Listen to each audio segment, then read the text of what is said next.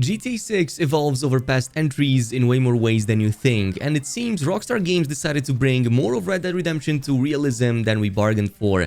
From improved new mechanics to returning features, but in a better way, here are the top 15 ways GTA 6 tries to improve and exceed its predecessors. Also, since launch is approaching us with rapid steps, I'm doing another giveaway for a copy of GTA 6 on the console of your choice. You simply have to be a subscriber of the channel, leave a like on this video, and also comment below. 3 winners already got randomly selected, with more to follow really soon.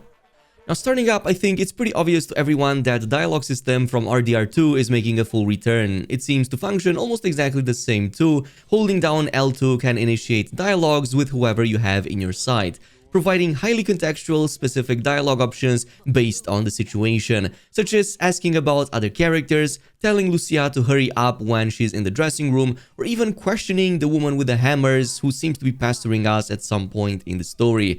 Core choices in RDR2 used to include the greet, antagonize, and diffuse, letting you escalate or de-escalate situations, so I see no reason for that to not make a return here as well.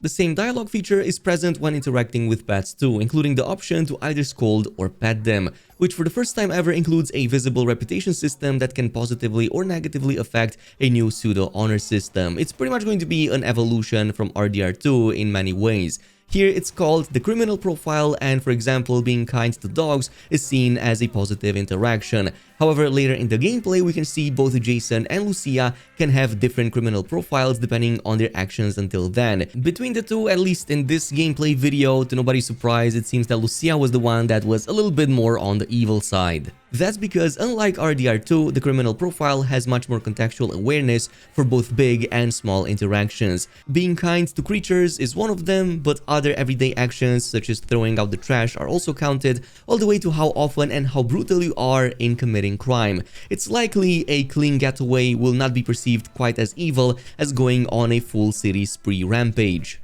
Studying creatures also makes a return, possible with R1 after interacting with it, and just like Arthur before him, Jason can study and apparently note down the creatures he encounters in a separate compendium. And with an abundance of wildlife all around Leonida, this is now more relevant than ever. In fact, we've seen lots of wildlife within the city walls as well. For example, in the carjacking scene, we can see an iguana running on the street behind him. Pedestrians can also walk their dogs and other pet companions. For example, we can see quite a few shots over here with citizens walking their dogs on leashes, but in the later beach level, we can see that some of the dogs can simply just follow their owner without being on the leash themselves. I've also noticed quite a lot of birds interacting with the environment and even seagulls fighting each other, which is really interesting, plus quite a few of them will land near humans, so that is a nice number of extra wildlife that we didn't have in previous GTA games. Now, another set of returning mechanics from RDR2 are the consumables, specifically smoking cigars, consuming various snacks, as well as potions, but in this case it comes in the form of medicine. For example, we can see one of these shots here with Jason lighting up a cigarette. In RDR2, it was possible to consume them to regenerate a little bit of that dead-eye core. There are different types of consumable food items too, from walking around eating bags of chips to enjoying a nice cocktail at the bar. And different food items have different effects. Back at the fridge scene, 2 of the beverages Jason wanted to grab provided restoration for his energy levels and the dead eye. But there's also a small cutoff of a third item that replenishes health and energy instead. In fact, medicine is also a returning item from RDR2, and it seems to function largely the same. Right before another robbery, we can see that Lucia holding 2 types of pills in her inventory, one that only replenishes the HP core, while there's a second one that replenishes and reinforces it with the yellow icon. This reminds me of some of the stronger potions that did exactly the same in Red Dead 2. And since we've talked about Lucia, also keep an eye out to her and Jason's HP levels, which seem to vary quite wildly throughout this 27 minutes of gameplay. For example, we can see an early shot of Lucia right here fighting a bunch of goons, which features a very small HP pool. However, in a later shot, we can see it's pretty much now larger even than Jason's. And since going to the gym is back just like in San Andreas, I'm presuming that there's something about it that will affect our fitness levels somehow, or maybe even our HP. Back in San Andreas, cycling, swimming, sprinting, and even completing some of the ambulance missions would progressively improve CJ's HP levels, whereas more muscle gave you more melee damage, sex appeal, and even respect from strangers. In RDR2, it was something similar to that. Arthur could boost his own HP levels via hunting and fishing, throwing weapon kills, and even rowing the boat. So it's likely that we're gonna have a similar system to that, but in GTA 6. Now at number 7, another evolution from Rockstar's previous entries is that combat is a lot more physics-based, even more fluid, and a lot more grounded than ever. We can best see that during Lucia's melee brawl, which features directional dodges, a much more involved hand-to-hand combat, and generally a battle flow that appears evolved even compared to what was already possible in Red Dead 2. Combat is also more contextual, with various scenes showing it's even possible to grab and use at a moment's notice objects from the environment or that were dropped by the enemy to quickly and decisively change the flow in our favor. And since we're on the subject of combat, here are a few more things that I've noticed. One is that switching shoulder orientation is now also possible, so whenever you're in tight spaces, this is going to offer a pretty big advantage that we didn't have in GTA 5 but did have in RDR2. In addition to this, body reactions also appear way more gruesome and realistic than ever, especially a few moments later after Jason uses the shotgun.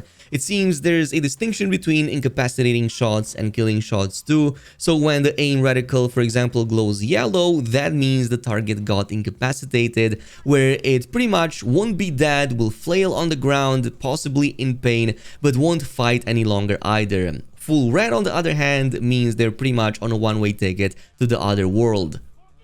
Which, at number 10, corresponds to the Deadeye mechanic that fully makes a return from RDR2 once again. It seems to work exactly the same like in that game. Head and heart are marked with a red color, meaning instant kills. Arms, legs, and also the hand are yellow, which corresponds to incapacitating or disarming them.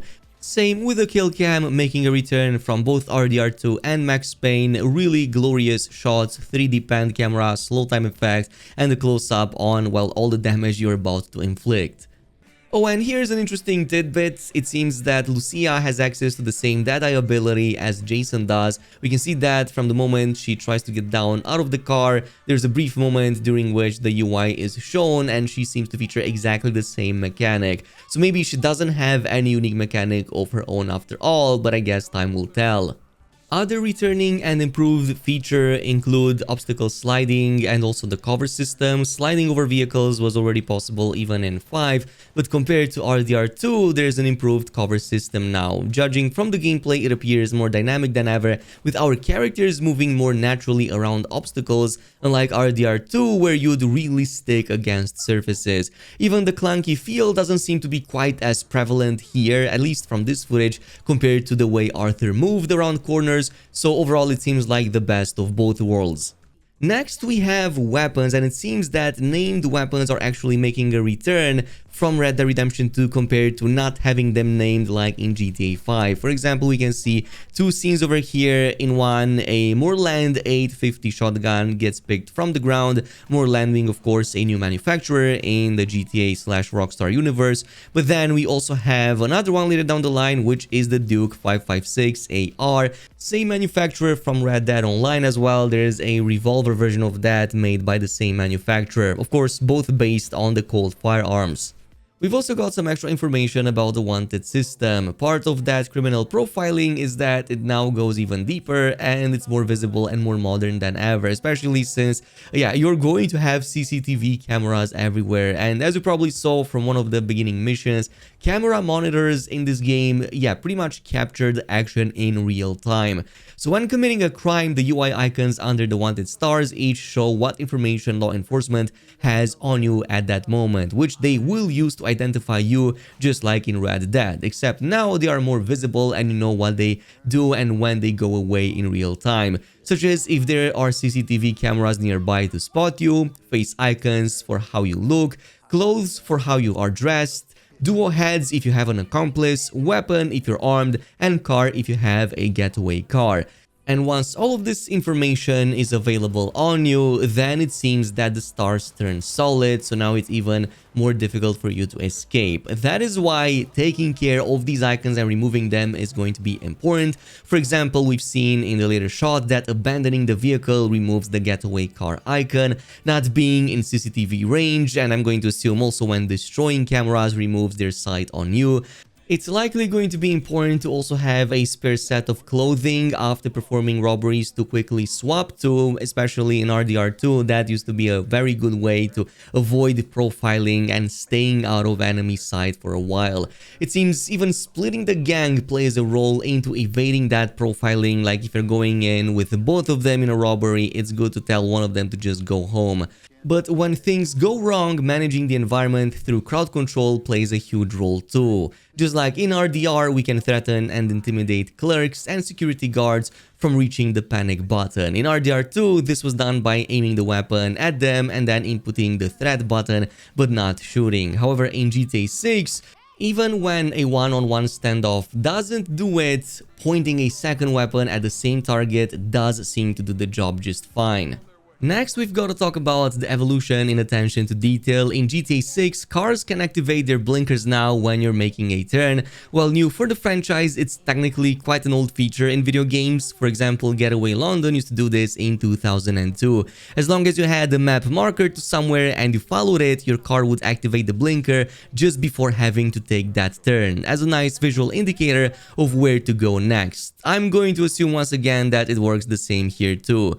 And on that note, there's a Google Earth upgrade to the open world minimap, so buildings, for example, now appear in 3D on the minimap for better visual clarity. It also appears that crowds and pedestrians are aware of you in a much more realistic kind of way. Whenever you're approaching any shops with ill intent, they might beware and even be suspicious of you, so they may move away.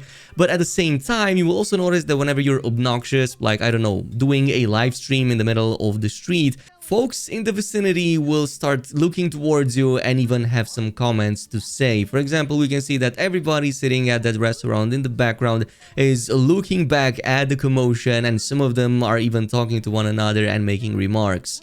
Anyway, on a final note, here are a few other things that I've noticed. In the whole 27 minutes of gameplay, I haven't seen any loading screens whatsoever, which is quite jarring to be honest, but there were elevator rides which basically do act as hidden loading screens, obviously, as there are apparently many interiors. Second of all, yeah, car magnetism is back. You pretty much almost get hit in this shot right here, which is really annoying, so I think this is a feature that will always be prevalent in a GTA game.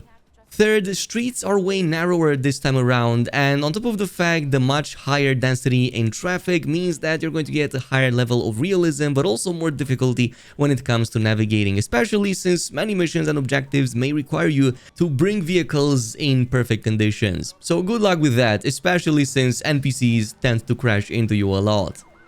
And finally, draw distance is on an absurd level of detail because we can see so much in the background and for so far away, which is even more impressive considering that this whole footage was filmed on the base PlayStation 5. And that only begins to scratch the surface. Of course, I've also covered some even more details in the previous video before this, so totally check that out as well if you want to see more stuff that you missed. In the meantime, this is pretty much it. Thanks so much for watching, and I'll see you guys in the next video.